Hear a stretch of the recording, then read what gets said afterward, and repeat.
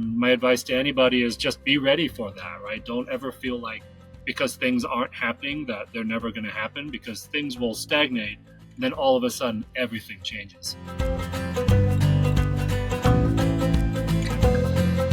Hi, welcome to Pixels, where we explore the heart and art of photography. I'm Beth and I'm so glad you've decided to join me today. Pixels is a project of the Nature Photography Collective, where we provide virtual and in-person opportunities to help nature photographers who are interested in deeper connections to create more impactful images so they can confidently and consistently express themselves. I'm really pleased to welcome Paul Nguyen to the podcast today. Paul has lived and worked from coast to coast across the U.S. and has more than 35 years of experience in film and digital photography. He specializes in digital photography of natural landscapes and wildlife and capturing the authentic experience of outdoor adventure and exploration through his video series. In April 2017, he served in the prestigious National Park Artist in Residence program at Petrified Forest, Arizona, and continues to create programs for the National Park Service. Hailing from Massachusetts and now based out of Flagstaff, Arizona, Paul spends most of the year exploring the Western U.S. to research photo tour destinations and create video content. You may run into him, his Jeep, his trailer, and his cat somewhere along in your travels. You'll find Paul's full bio as well as links to his website and workshops and social media in the show description. Paul and I would love to know in the comments what you found interesting or meaningful in this conversation. Your likes and shares are always welcome, and please do subscribe so that you are notified of future episodes. Now, on to the conversation. Hey, Paul, welcome to Pixels. I'm so glad to be talking with you today. Hey, Beth, thanks for having me. This is going to be so fun. I'm so happy to be here. Yeah. Well, I want to start out by saying, where is here? Because you're clearly coming to us from your van, but maybe tell us a little bit about what your context is right now. That's right. So I'm in a van that I bought a couple of months ago, even though I've been sort of a full-time nomad for a year in my Jeep and travel trailer. But I bought a van to start my summer travel. So right now I'm in Soda Springs, Idaho, and this morning I left Rock Springs, Wyoming, and I'm on my way towards the Palouse in Washington, where I'm going to be running a photo tour. Awesome. And so the van, so do you still have your Jeep, or are you switching over? I have both, yeah. So the Jeep and the trailer are actually in storage back in Flagstaff, which I consider to be my home, not because I'm there that much, but because I'm there more than I'm in any other place, right? So I have a little storage space there, and I keep the Jeep and the trailer there. And I plan to come back and sort of swap out the builds as I need to. So it's sort of a nice way to nomad, is to still have choice. Yeah, absolutely. How long have you been nomading? So this will mark a year and 2 months. So I'm actually on my YouTube channel about to release a video called The 1 Year Recap of My Nomad Life with Miso the Adventure Cat, or something like that. Maybe not quite that sprawling of a title. But yeah, it's been a year. I'm a little bit behind, so I'm releasing it maybe 2 months too late. But that is the idea. Yeah, so I've completed a year, and I plan to do at least another year because I like this. And so I'm going to keep going with it, see how long I want to do this for before I choose some place to settle down. Yeah, nice. And we were talking a little bit about Miso the cat, and hoping maybe she makes an appearance, although she sounds like she's pretty smart and knows when to stay out of the way. But all cats, they decide when they're going to show up, and it's usually exactly not on your timeline. So exactly. Well, we'll keep our fingers crossed. Right. Yeah. And tell us the name of your YouTube channel, because I want to make sure that we put that in the description that folks hear about it. Yeah, so my channel is called Cringeworthy Overland. And so you might be surprised to hear it's not really about photography. It's about, it's a parody of outdoor adventure, because before I was a photographer, I was an outdoor adventurer, and photography I consider to just kind of be part of that. So, people might want to label people as, a rock climber, photographer, a jeeper, whatever, but I kind of do all those things, right? And so photography is something I managed to make a career out of, but at heart, I just love exploring the outdoors.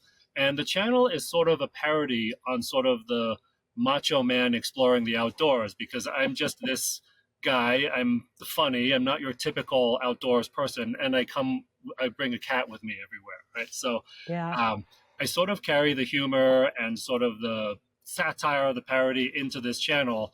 And I, try to make it something that everybody can enjoy and not take themselves or me too seriously.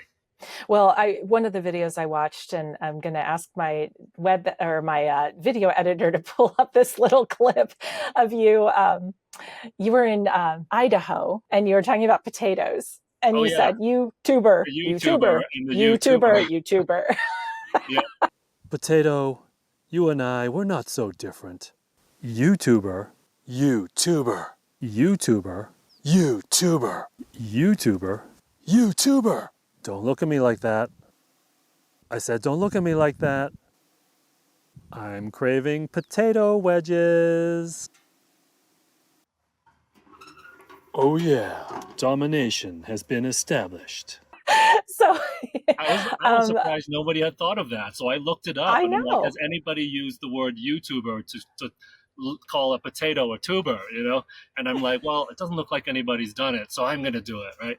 Um, Absolutely. and if Miso doesn't make an appearance here, feel free to let your editor know to pull some footage of Miso hiking around in the woods with me. Awesome. Yeah, because we definitely need a little dose of miso. Yeah. Yeah, awesome. So, what's giving you energy these days? Yeah, so energy is coming from new opportunities and meeting new people. I started out on the East Coast. So, for those of you who don't know me and my work already, I lived in Massachusetts for most of my life. I spent a little bit of time in the West as a 20 something, but then I moved back to Massachusetts. And a couple of years ago, I moved west. And I feel like now, it's like 3 years later, maybe, and launching into a nomad life, I'm finally turning the corner to being a West Coast photographer.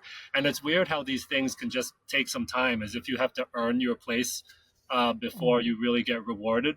So this year was the turning point in a little bit of a ways, one of many turning points in my life where I'm now starting to be seen as a Western photographer. I'm meeting other West Coast photographers like you Mm-hmm. and just creating opportunities on the West Coast that seem to fit with where I belong. So that's what's been exciting me is sort of getting out of this limbo and transition zone, and just even though I'm a nomad, just being someplace and feeling like I belong. Yeah, yeah, it's kind of claiming something of a geological stake, even as you're moving around in that space That's right. geographically. And at least Yeah. not necessarily feeling like I'm hanging on to New England anymore, like not that I Hmm. ever really needed to, but feeling like Yeah. I've really picked up roots and put them down, even though those roots are all over the West now at this point. Yeah. Well, it seems like so many landscape photographers that I either talk to or meet or follow, it's the West. It's the Southwest, it's the West Coast, it's the Washington, Oregon. So many amazing photography opportunities out there. So it's now it seems like it's a photographer's playground. I think so, especially since, living in the East, you could drive for hundreds of miles and it will look kind of the same. Like I would go from Mm-hmm. the Maine coast to the coast of North Carolina or the woods of Maine to the woods of Virginia, and it kind of looks the same. But where I live in quotes now in Flagstaff, you can drive 45 minutes and you're in Sedona. You drive an hour and a half, you're in the Grand Canyon. You drive another hour and a half in a different direction, you're in Petrified Forest. You drive a little further, you're in Zion and Bryce. And so Yeah. you really can't complain, right, about how much ground you can cover and how many things you'll see along the way that are different. Well, it sounds like we've just made a photography commercial for the American Southwest, and Yes. the case for being out there. So I want to kick off the formal part of our conversation with a thought that you share on your website, and you say photographs are the dreams we have about the things we've seen. So I'm curious about what that means to you. So, what it means to me is I feel like photos are the distillation of our experiences and memories into something perfect, right? And I Mm, compare it to a dream because when you have a dream, dreams tend to be very uncluttered. They seem to get to emotions, they get to certain points. mm, Dreams are very allegorical, they're very metaphorical, right? And I think photos are, and in a sense, need to be that way, where they point you right to the emotions. They get rid of the clutter, they frame the points that you're trying to make really eloquently, and mhm. that's what I hope that photographers will think about when they're making a photograph is sort of turning it into a dream. So it doesn't necessarily have to be a literal representation of what you're seeing. It can be a notch above, right? It's more emotional, it's more enhanced or augmented. It tells more of a story. It gets rid of more of the clutter, right? And then you have a distillation of something that's very pure and perfect through your photograph. Yeah, lovely. And so it makes me wonder if like we interpret dreams, if we would start interpreting our photos, like if and even if the way we dream and the kinds of dreams we have ever make them their way. And I'm sort of taking you a little bit literally, but how our inner life is projected onto our photos. Interestingly, many of the photos that I make are actually from dreams that I've had where I'll Oh. dream of something, an idea, or even a very specific place. And I'll wake up and I say, I need to make that photo. And where can I go to Mm. make that photo? So I would sometimes, book travel far and wide to find the place that represents what I saw in my dream, and then I'd photograph it. So it can be Oh. very profound and in a way very expensive, right? Because it gets you to Yes. book a plane ticket or drive somewhere really far just to make a photo. But hopefully Yeah. you make that back by creating something amazing that others will appreciate too. Yeah. Oh, well, I've heard about and practiced it a little bit myself, like writing down your dreams. And as you write down your dreams, then that's telling your psyche like you want to remember them and there's something you're acknowledging there's something significant. So you start to remember them more. And for me, that would be the barrier to what you're talking about. Like I don't remember enough. So, do you do anything that like facilitates that kind of dreaming? I think a lot of that is like what you said, paying attention to it, focusing your intentions on it. But I think a lot of life and the good part of life is just like in a photograph, clearing the clutter, right? So you tend Hmm. to remember more when your life just isn't so full of distractions. And Hmm. um, many of the things that I've done in being a nomad has been just getting rid of the clutter. Like I don't watch a whole lot of TV because I don't carry a TV with me. I don't really do social media because I always felt it's sort of a waste of time. And I consider YouTube to not be social media because I don't go Yes. on YouTube to find out whether my neighbor's kid had their wisdom teeth taken out or whatever, right? YouTube is its own thing. It's a Yeah. little show that people create. It's not Yeah. updates on your friends and non-friends' lives, right? So if you Yeah. can get rid of clutter in the form of just things you don't really want to do, right? But you feel like you just need to fill the time with that, then I think your Hmm. life is improved. And on the flip side of that, fill your life with more empty space. Like I'll just spend the morning hand grinding my coffee, pouring myself a cup from a French press, and then just staring at the mountain for 2 hours. If I'm in Flagstaff, I'll stare Mm. at Humphreys Peak for 2 hours, um, or something like that. Yeah. And that just really creates the space for you to remember things that are important, Yeah. including dreams. That's a lovely reminder because I'm finding, even for myself, I used to be able to concentrate more and be without stimuli. And I was even the other day, like I went outside and got into the hammock and I'm in there 5 minutes and I'm like, where's my phone? Yeah, and and so, that propensity, even when I'm relaxing, to try to fill it with something. that's right. And that's how machines are going to take over the world because Oh, they don't have to do anything crazy or violent. They just have to make us not be able to live without them, right? exactly, exactly. They tap into our any addictive tendency that we have in ourselves, or any part of us that wants to be distracted all the time. So, That's right. I'm hearing what you're saying as both a reminder and a challenge, Yeah. because, like, I'm aware of it, and I'm guessing I'm not the only person that's thinking. I'm sure that others that are watching this or listening to this or might have the same challenge. So, And it didn't um, take long. That's the hardest yeah, part to accept is that 10 years ago and 15 years ago, certainly life was very different as far as yes. how we spend our time and the things we look at, right? The things we just engage our attention on a decade and a half ago was so different from now. Yeah. I'm so glad I grew up without cell phones, without social media, without the internet. As Oh, much as yeah. I love things, I am just eternally grateful. So that dates me, but I don't care. my great I'm my not that far gratitude. behind that date, believe me. I grew Yeah. up without that stuff too. So, Well, so that actually leads beautifully to the next point of curiosity I have, and that's around something that you wrote about and having an attitude of technological minimalism. mhm. So would you tell us about that particular philosophy, and I feel like it's probably not a one size fits all. Like you can't say, okay, go without this, change to a flip phone, do all this, because that's not going to fit for everybody.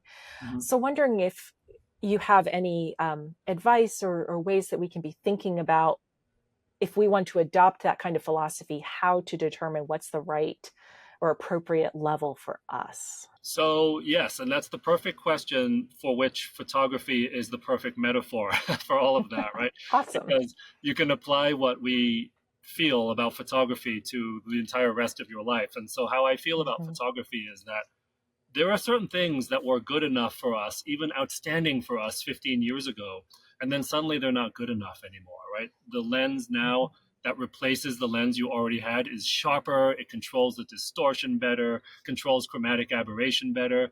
And then with every generation of lens, for instance, or camera, you look at that and you're saying, well, if what we were using was good enough 5 years ago, what makes it not good enough now, right? And Mm-hmm. then you extrapolate points like sharpness and distortion, and then you say, well, how much sharpness do we really need then? Do we need to be able to Mm-hmm. zoom in to a photo at 400% and see that it's still sharp? Where that fits in with most people is, I would say, to what extent does that sharpness or distortion control serve you, right? If you need that extra sharpness to get more sales on your photo, to get more Mm-hmm. people to like your photo, to get more likes on social media or views on your YouTube channel, then maybe that it has a purpose, right? But for most people, I would say whatever sharpness you've gained by buying a lens that's newer is not going to get you anything extra in life or business, right? Like Mm-hmm. in the 15 years that I've been a full-time professional photographer, from the very beginning to the very end, I've never had anybody look at any of my photos and say, there's not enough megapixels in there, or that's not sharp enough, or there's a little bit too much ISO in that picture, right? Those are three things I've never heard in my entire career, which sort of tells you that the things that maybe the photographers are looking for, who are a little bit less secure in their own abilities, might be looking for that little edge through technology. But Mm-hmm. I just remind them to ask yourself, what does that little edge actually get you? And maybe you don't need that after all.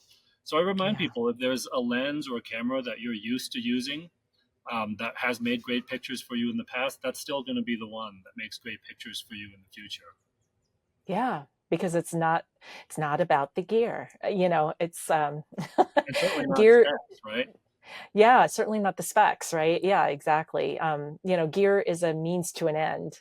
And yes, it's important and we pay attention to it and we want the best that we can have.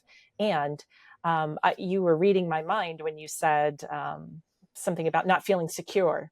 Because I Mhm. thought, if we're fixated on that, then there's insecurity that's showing through a little bit. And there's a Um, huge industry around that insecurity, right? And I think yeah. that's kind of what business is it sort of preys on people's fears and insecurities, right? Think about how much Hmm. of business is about that, right? Like home Yeah. security, social media, so you don't miss out on what your friends are doing, a sharper lens, so you don't accidentally have that moment where your picture isn't sharp, right?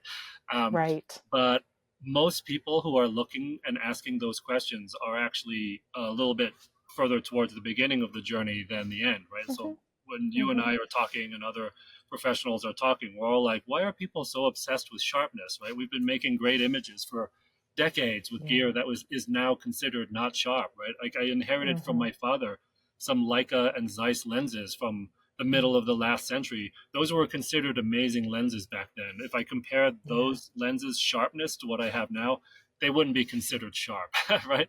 But Right. they're amazing lenses and they're sharp enough for me, and they have character, so I use them. Well, yeah, that point about character. It seems like, especially with AI and photo manipulation and other things, like that kind of character shows authenticity.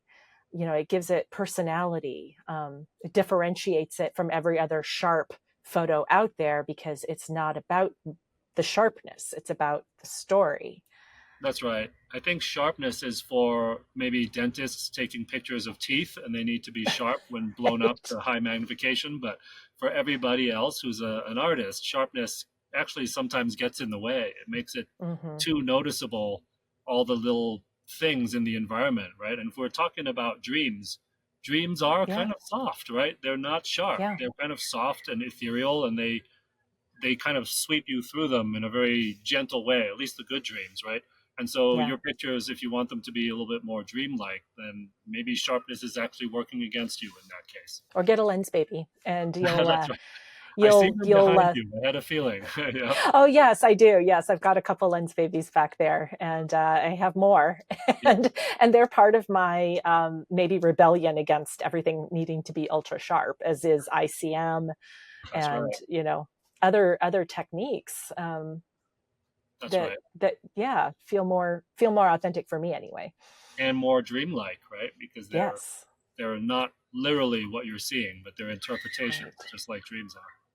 Yeah, exactly. Exactly. Hi, I'm popping in here just with a quick invitation to join us over at the Nature Photography Collective. We've engaged some of the world's leading photographers in creating content designed to support your development and identity as a photographer. Whether it's the North American or international speaker series, the Nature Photography Academy community, workshops, or mastermind groups, you have lots of ways to engage with an amazing group of photographers. Your membership gets you access to hundreds of hours of live and archived learning opportunities. You can learn more and become a member at naturephotocollective.com.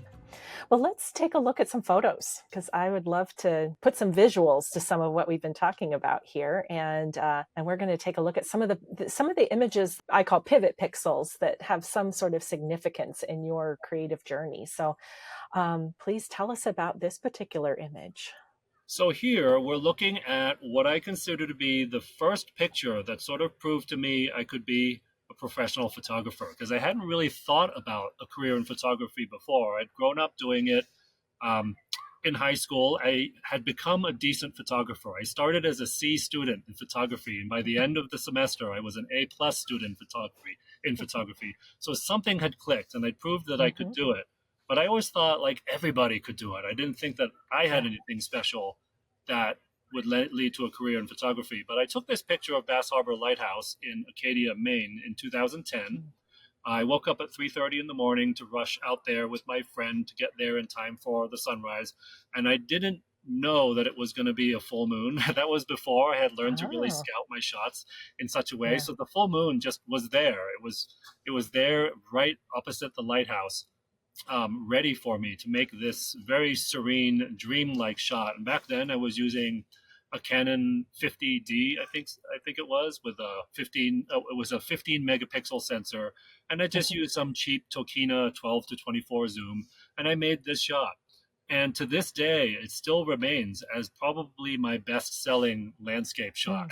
Right, so you might say Wow. I peaked early as far as the quality of my work. But when I took this shot back then, I didn't know what it was going to mean to me all Yeah. these years later, a decade and a half later. And I'm so happy that I had made it, because it really was, like, in a very literal way, a pivot point between me being an amateur and then being a professional. Because a year later, 2011, was when I started selling my photographs, and this photo started selling right away. Um, Yeah. and to this day, I still love it. It's still one of my all-time favorites. Yeah. Well, I'm sure when you look at it, it takes you back to that, and you can feel the cold air and the surprise of the full moon, and so That's the right. significance on different levels. Absolutely. And this proves that after all this time, the gear that was 15 years old, Mm-hmm. it doesn't matter anymore, anymore now than it did back then, what the gear was. People see the story, they see the emotion, they see the tones, they see the shadows and the lights, and that's what they notice. They don't notice megapixels, lack of dynamic range, sharpness, anything Right. like that, because this was made with equipment that is, by 2025 standards, considered vastly inferior. Yeah. Yeah. And probably obsolete. Obsolete, Yeah. absolutely. Yeah. Well, and I'd be curious, because I've noticed this as I look back at my earliest photos. There are some in there where I'm like, wow, okay, I see something what of the eye or the vision that I'm more conscious of now, but it was more intuitive then. And I wonder how many photographers look at their early images that way and can see that intuition coming through, and they, despite lack of perhaps experience or training or the top-notch equipment, they remain their favorite photos or even their best-selling photos because there's an energy maybe behind them that is that enthusiastic beginner kind of vibe. I think you've hit something, there by saying that, because back then we weren't shooting for anybody, right? We weren't shooting to get Right. paid. We weren't trying to make images that sell. We were just making the best that we could do, right? And then Mm-hmm. years later, we start to say, well, would this sell? Should I take this shot? Would it sell? Or which shot should I make that would sell, Mm-hmm. right? Or which shot Right, should I take right. that would lead people to want to take a photo tour with me, right? So everything Yeah. now has an end to it that Mm-hmm. it didn't have back then, right? So back then, this was just me saying, let's just get up early and see what happens when we go to Bass Harbor Lighthouse. And there is a Yeah. magic to that, right? Um, Yeah. Call it beginner's luck or whatever, but once you become a professional or even a very serious amateur, you start to overthink things and say, well, Yes. what is it that people want to see from me, right? And so Mm-hmm. I think early on that also led me to be a much more eclectic photographer, in the sense that I Yeah. was doing the birds and the macro and the, all the interpretive movements and things like that. I was trying everything. And then later on, it's almost kind of like you have to be Stephen King and write mysteries, or you have to be Mariah Carey and sing pop, right? And so I'm Mm-hmm. Paul Nguyen. I'm a low light landscape photographer. And so you start to sort of get away from the experimentation and the pure love part, because I think we feel like we just don't have time for it, right? We have to do things that Yeah. have a purpose, or that have an end, and generate income and generate money and generate leads. And so, Yeah. yes, some of that magic is gone from the early days. Yeah. The word that popped into my head was agenda. The Like in the agenda, yeah, beginning, we didn't have an agenda, or our agenda was our own. that's And right. as we develop and evolve, and as it becomes more something that's a business, the agenda shifts and it becomes someone else's agenda. And that's what we have to be conscious of and check in with. And I Um, think that's why doing what you love isn't for everybody, right? Because once you right. start doing what you love for money, it sometimes isn't what you love anymore, and it becomes Yeah. just what you do for money. And so Yeah. I think photographers have to be really careful, because a lot of people love photography and then they get into photography, and the thing that seems to generate the most money is not really what they wanted to do, right? So a lot of people Yeah. will end up doing event photography, wedding photography, real estate photography. And for me, I'd say, well, that's still photography, but if I wasn't doing landscapes and wildlife, I probably wouldn't have settled for a career doing events, because to me that's not what I started out to do, right? That definitely has Right. an agenda. And so there's Yes. very Yes. little of that still has any of my passion in it, right? So Yeah. I consider myself one of the lucky ones to be able to have gone down Hmm. a career path that I still at heart love the output and the process. Yeah. Yeah. Yeah. That's a true gift. And I'm guessing you don't take it for granted. Absolutely right. That's why I'm bringing it Yeah. up now, because I've thought Yeah. about that every part of the journey. How lucky I am that I've really only done 3 weddings in my life as a second shooter, and I never had to Yeah. get sucked into, well, my other work isn't selling, but my wedding photography is, so that's where I gotta go. Yeah. Yeah, Yeah, thankfully for for sure. me, like, and maybe thanks to this image, from the very beginning, people were buying, at least in some small way, my photography as fine art prints. Yeah. Yeah. Beautiful. Well, let's take a look at this one and tell us the story behind this one. So I was an artist in residence at Petrified Forest National Park in 2017. So I got to stay Mhm. in the park, and most importantly, stay in the park at times when the public had to leave, right? So um, not all national parks, as you may know, have a closing time, but Petrified Forest, because it has cultural artifacts in it, they close it sometime around sunset. So for most people, by the time I made this shot of the sun setting through the middle of a hollow petrified log, people have left the park already. But since I was Yeah. the artist in residence, I'm still wandering around. amidst these beautiful petrified logs. And so what I had seen first, actually, like now people would say, "Oh, Paul, you probably scouted that out and it had an app that helped you figure out that this was going to happen." But I guess the magic of this shot was that I first just saw the hollow log, and I'm like, "Oh, that's cool. There's a hollow petrified log here." And then I walked past it, maybe 5 steps, and I said, "Oh, the sun is setting. And wait, I think it's going to set right through the middle of the petrified log." Mhm. So I backed right up, set up my tripod really low to the ground. I had it ready in about 30 seconds.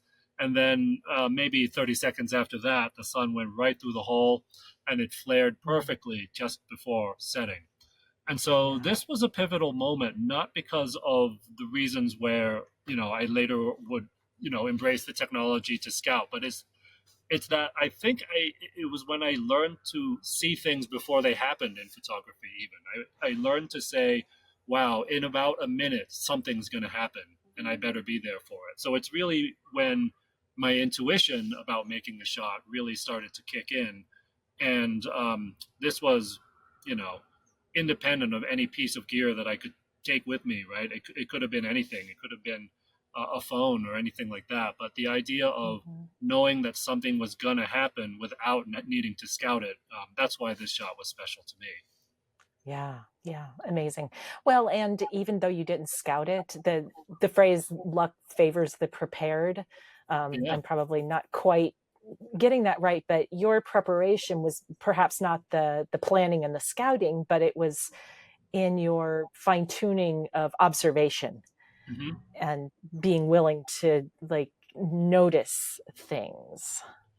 And I think that that's easier to do in the West, interestingly, because Mm. of how much Hmm. space there is, right? And I think that Yeah, that's something that's, I don't know. I don't know if a lot of people talk about that, but the space kind of lets you use your intuition more, right? When there isn't a ton of traffic whirring by, and when you're in a national park that's so remote, there's no internet.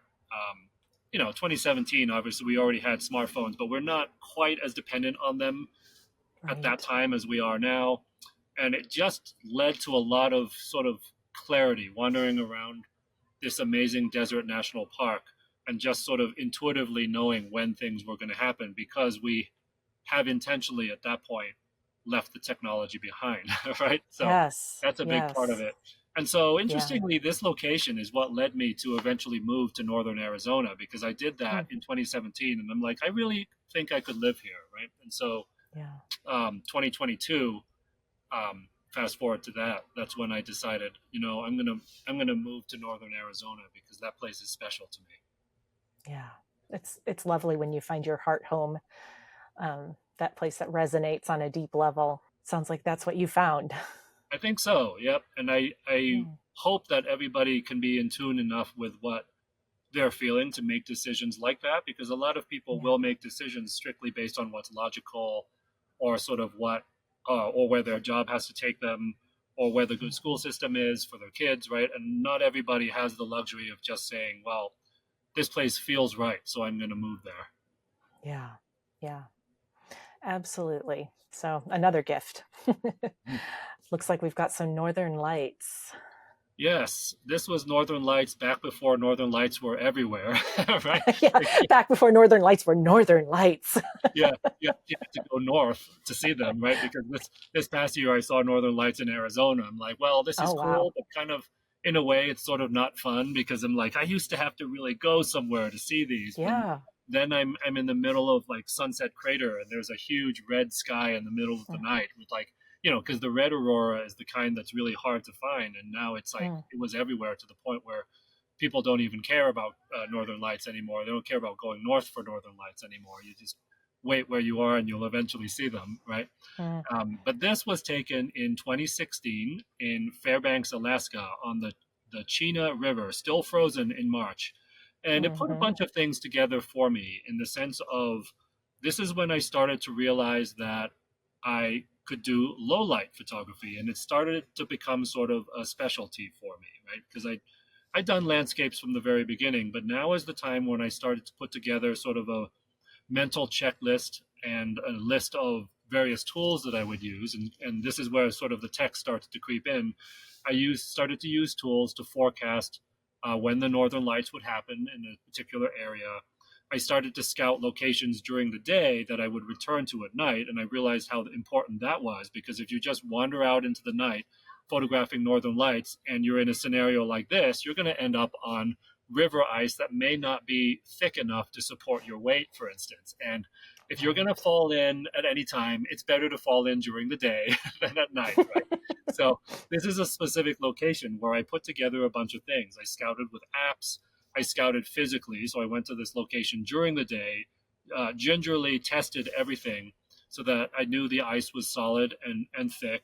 And then I made a note on a GPS app so that I could stumble back here in the dark, right? Because the last thing you want to do is be looking for locations at the time when all the interesting things are happening, because then you're doubly distracted, right? You're going to miss out on the Northern Light show, or you're going to wander into danger, right?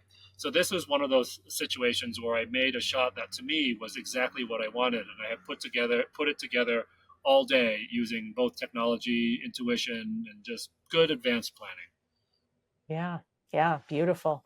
I'm familiar with photo pills. I've not used it, but that's the one I've always heard of. Is that what you use, or do you have other recommendations for this kind of thing? Right. So Northern Lights in specific, you can use solar Hmm. weather apps like Northern Eye and just Aurora. Just look up Aurora Forecaster on just about any app marketplace, and you'll find it. Everybody seems to be making one these days. But my Yeah. main app that I use for scouting is actually Sun Surveyor, which I Hmm. find to be a simpler version of Photo Pills, because Photo Pills has maybe a few too many features in it for most people to Hmm. use all at the same time, and it's actually Hmm. a little bit confusing, right? If you've ever watched the Photo Pills tutorials, it's like a college class or maybe even a PhD level class in how to use an app, right? Which I find, Yeah. it has its market, right, for the super cerebral types. But if you want to just get to the point of finding out, where the star trails are going to be, where the Milky Way is going to be, what time the sun and moon rise and set, I think Sun Surveyor is actually the better app for that. Awesome. So Yeah. much so that I had actually reached out to the developer of Sun Surveyor and asked if they wanted to collaborate in some way. And they said, well, actually, we need help tutorials. So I made all Mm. the video help tutorials for that particular app. So if you go to Sun Surveyor and you click on the help, you might see a familiar face on there. Awesome. Well, congrats on that. And both in them saying yes, but mainly for you just reaching out. I think Mhm. when I asked you what you were energized about in the beginning, you talked about like new people and new projects and things like that. And it sounds like reaching out for collaborations and working with others is high on your list of priorities.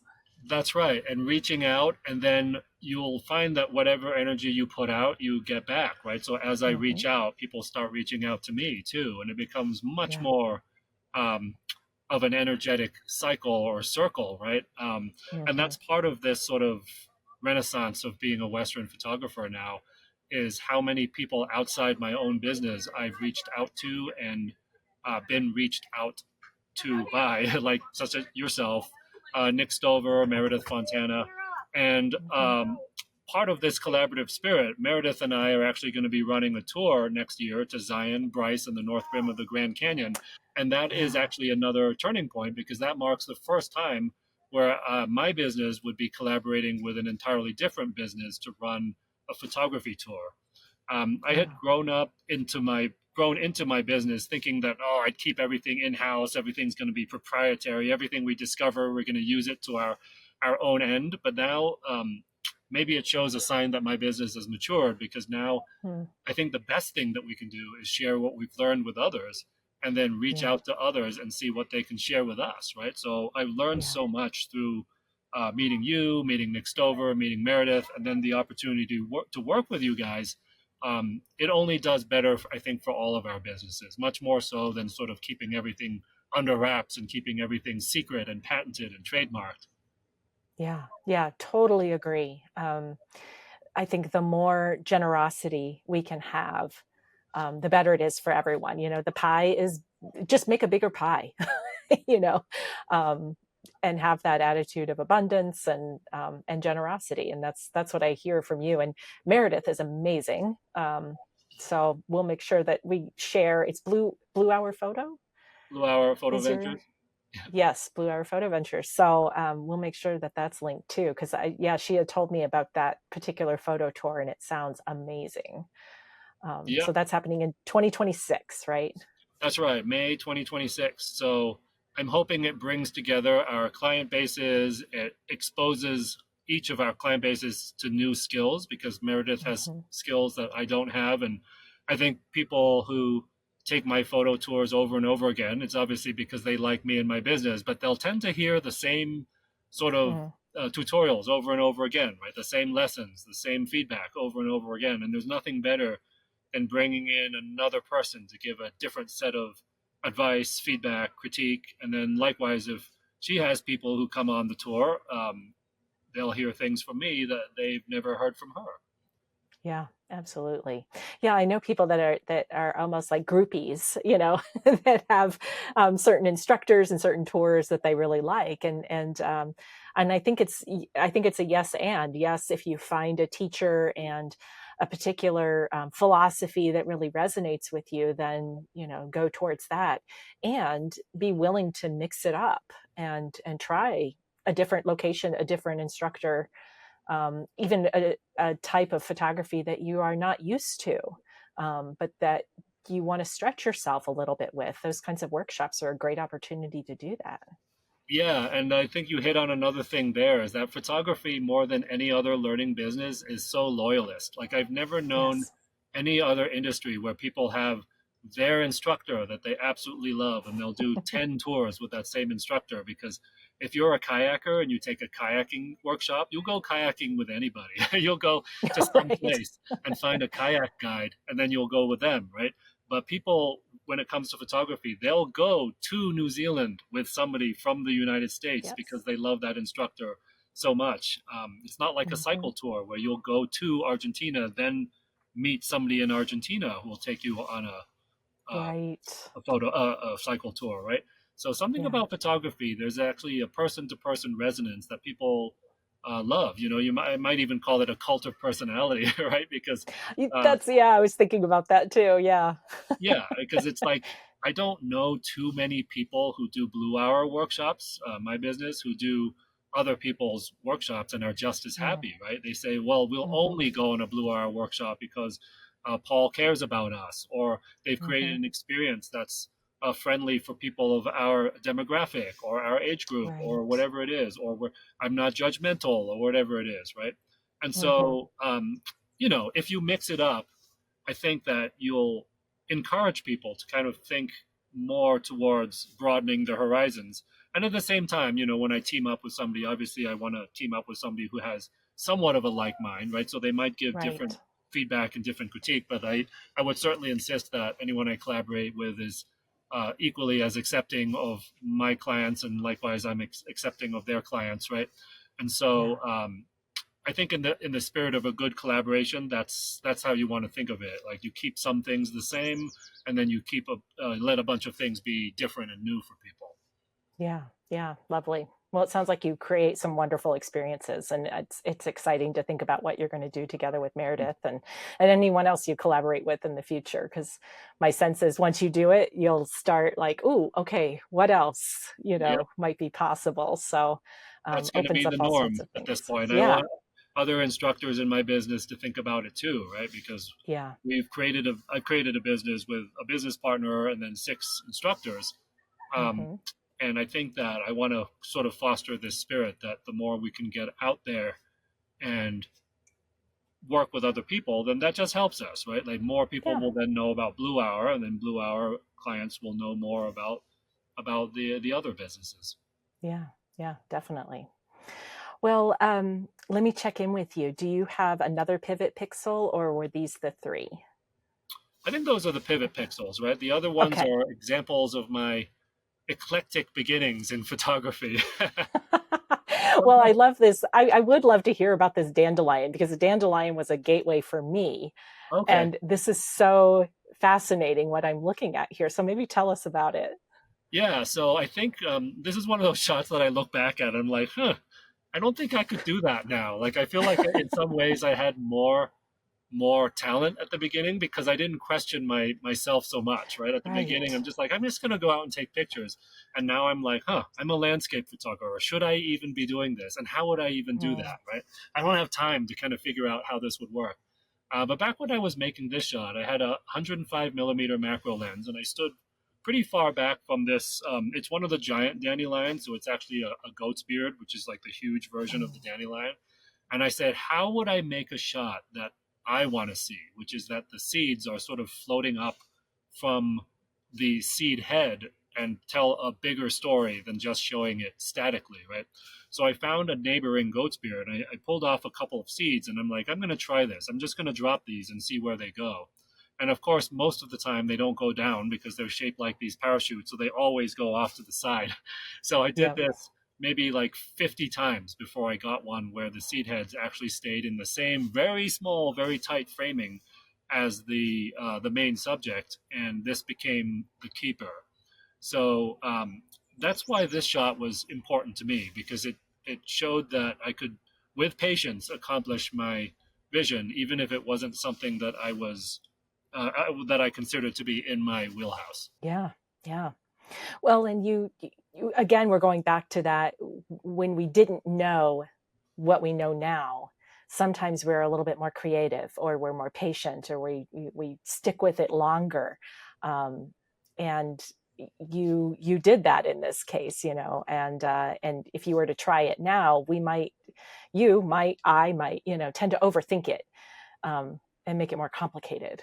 Yeah, we might say this isn't worth our time, or Yeah. is anyone really going to buy this? you know, Mm-hmm. that's Mm-hmm. the hardest question that I deal with. Is like, is anyone really going to buy this? And if no one's going to buy this, what's my purpose in making it, right?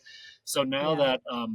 now that I'm not doing the art shows anymore because I'm not in a particular town, I don't sell my art as prints at the art show anymore. I'm thinking it will free me up to just kind of do Yeah. whatever the heck I want. And that's sort of what led to the Cringeworthy Overland YouTube channel, was that it was a step back to just creating something that really had no particular purpose other than just showing people something, right? I didn't care really Yeah. about monetizing it or anything like that.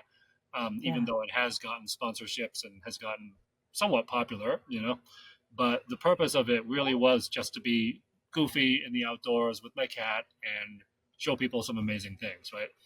Which Yeah. was sort of what the purpose of photography was at the very beginning. No agenda.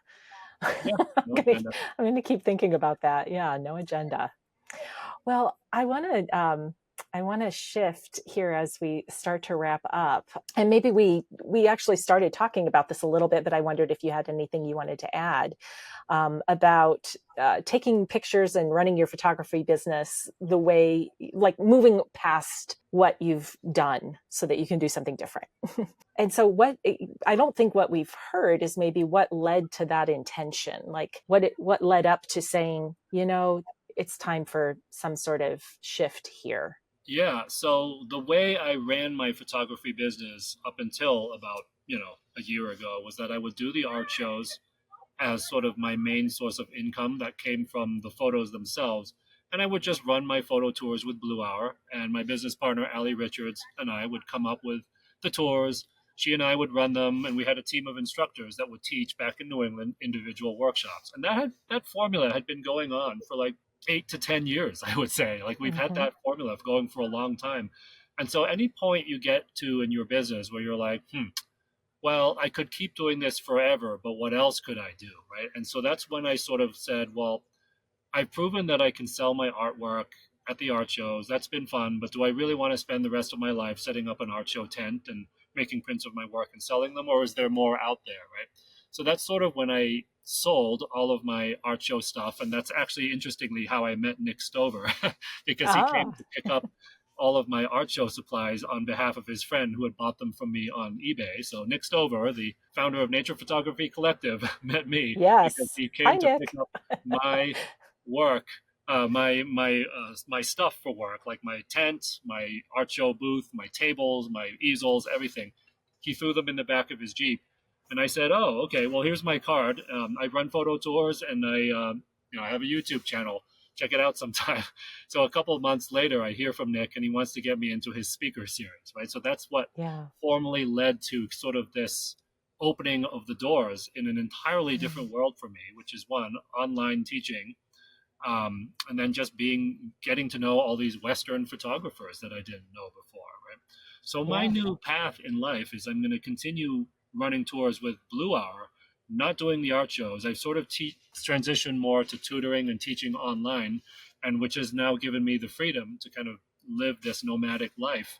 So I can go from Yeah. tour destination to tour destination, and in between, I'm running my online school and tutoring students from all over the world. It just kind of happened rather suddenly, right? Like nothing changes, nothing changes, nothing changes. Then all of a sudden, everything changes. So now I'm Yes. collaborating. Now I'm teaching online. Now I'm nomadic, right? Now I have a van instead of just a Jeep and a trailer. Change just comes in bunches like that, and Yeah. that's what my answer to that question would be. It was just embracing all these changes that have come in bunches. And my advice to anybody is just be ready for that, right? Don't ever Yeah. feel like because things aren't happening that they're never going to happen, because things will stagnate. Then all of a sudden everything changes. Yes. Yeah, things are happening below the surface, behind the scenes. And I've always felt like if you trust, if you just keep showing up and keep doing your best and keep being you, yeah, it might feel like you're on a plateau for a long time, but all of that work, all of that investment that you've made in being true to yourself and showing up will pay off. And it will seem like it's that there's some tipping point that Yeah. causes it to happen. And you have to keep adding weight to the teeter totter, right? And then Yes. eventually it balances. And then if you add too much, it might tip a little bit too far, but maybe that's what you want, right? You just want to Hmm. figure out where you want to go with that and just keep adding weight to what you're doing until it becomes Yeah. significant. Yeah, definitely. Yeah. Well, congrats on all of that. Thank Yeah, for showing up and then being open to that you. possibility, because it sounds like it's going amazing. Absolutely. Thank you so much. Yeah. Well, as we close, I like to hear from folks about any resources that you find yourself sharing a lot with people. Like here's this opportunity for generosity, right? Mhm. Anything that you find yourself recommending frequently that is supportive of somebody on their creative journey, whether it's photography related or not? Yeah, so it's interesting that you had just mentioned The Tipping Point, because that is the Mm, name of a book that I had read that had yes. started getting me thinking a lot about kind of overcoming assumptions about things, right? And so Mhm. a lot of my time is spent kind of encouraging people and myself to kind of overcome the assumptions that keep them locked into a certain way of thinking, whether it be about their photography, about politics, about people they meet. And seeing that maybe what they look like isn't necessarily going to determine how they are. How your Yeah. career is now isn't necessarily going to determine how it is in 6 months, even, right?